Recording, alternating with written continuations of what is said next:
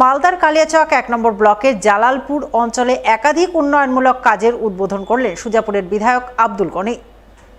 শনিবার তিনি জালালপুরের ফতেখানি এলাকায় 4টি রাস্তা সহ একটি হাইমাস্ট টাওয়ার লাইট ফিতে কেটে আনুষ্ঠানিক উদ্বোধন করেন। উদ্বোধন পর্বে বিধায়ক ছাড়া উপস্থিত ছিলেন কালিয়াচক 1 নম্বর পঞ্চায়েত সমিতির পূর্ত কর্মাধ্যক্ষ কামাল হোসেন, জালালপুর অঞ্চল তৃণমূল সভাপতি আমির সোহেল সহ অন্যান্যরা।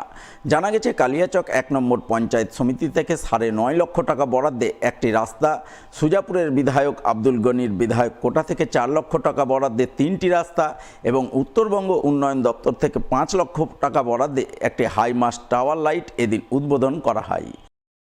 এই যে জালালপুর অঞ্চলে মানে একটা সোলার লাইট, 4টা রাস্তা এটা কমপ্লিট হয়েছে।